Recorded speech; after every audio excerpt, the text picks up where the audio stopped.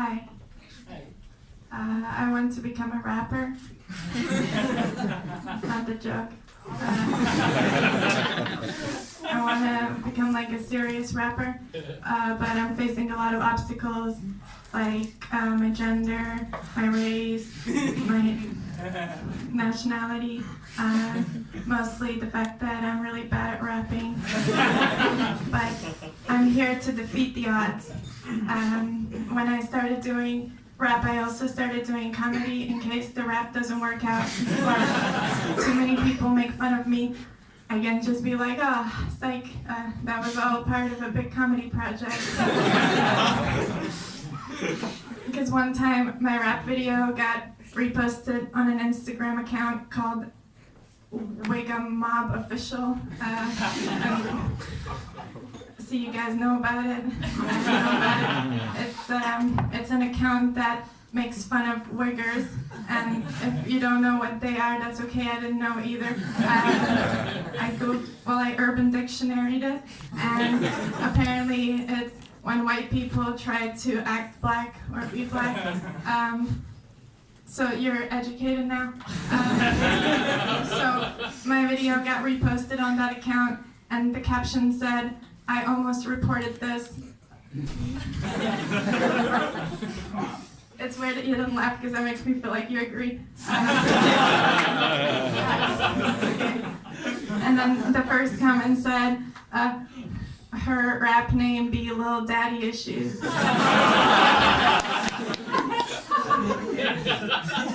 And then somebody else commented, "I blame her father." And then somebody else replied, "So does she." I don't really know what they're talking about, but I don't blame my dad for anything. Me and my dad have a good relationship. I mean, sometimes I wish that we didn't, because then I would have more stuff to rap about. But we do, and even when I say that, people are still like, "Oh, you got daddy issues." And I'm like, "Why?" "Because I love my dad." And they're like, "Yeah, you have the other kind of daddy issues. The ones where you're gonna spend the rest of your life being miserable because nobody will ever fulfill you like your dad could, and then you're gonna either end up with a guy who's like a copy of your dad but a wannabe, so you're gonna resent him forever because he's just not your dad, or you're gonna end up with the polar opposite of your dad, who's gonna be an asshole who treats you like shit, but you're gonna stay with him in order to escape the mental torture of wanting your dad so much." And I disagree. My dad says he disagrees too. We can talk about anything. But my dad is getting old though, and it's not a joke again. Thank you for the so he's getting old, and when I was a kid, I always thought it was really stupid, like, to get old.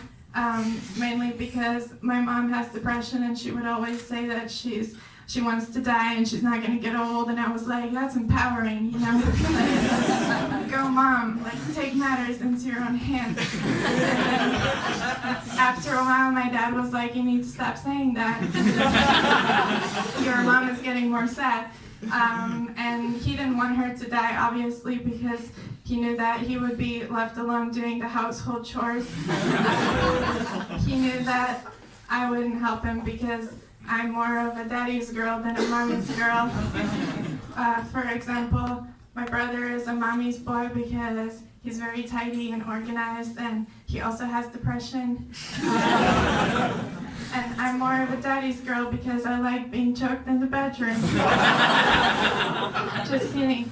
I'm more of a daddy's girl because I also hate cleaning up, like my dad. And we both have a bad sense of humor.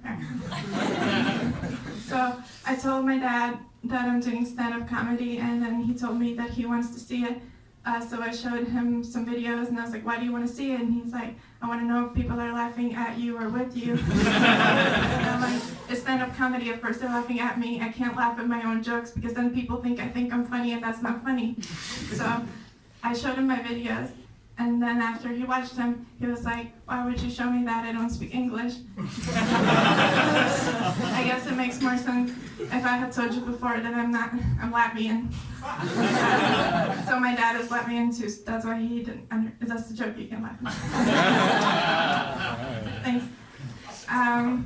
So I was like, I need to find another way to show him. So I signed up to do stand-up comedy in Latvia, like an open mic.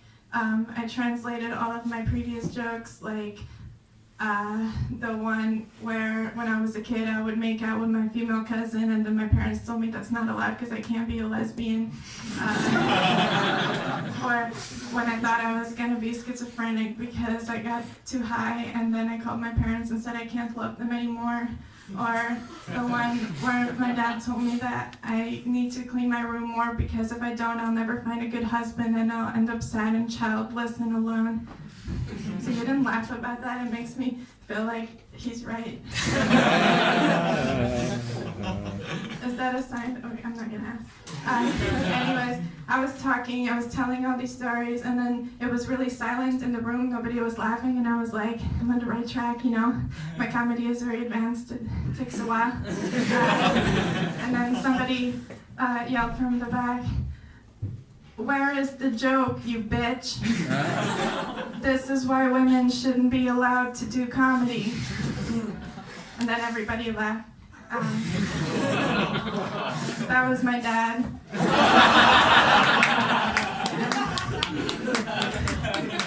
Speaking of dying, people say that you can't know when you're gonna die, but I think you can.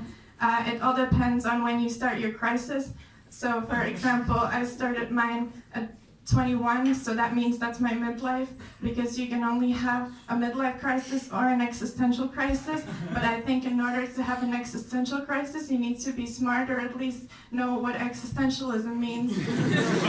And not all of us can be smart, so some of us just have the midlife crisis. So I know I'm gonna die when I'm 42, and I think that's a good age. My mom said that as well. She's like, after the 40s, I should just turn 50. That's fine, I'll call her later.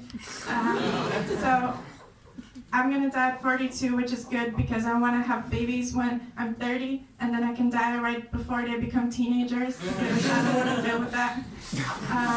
And plus, then they have this sad backstory of their mom dying.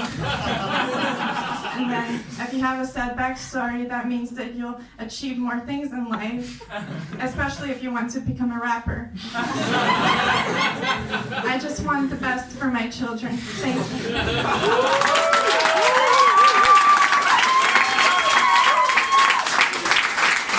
Awesome job, Mane. Wow.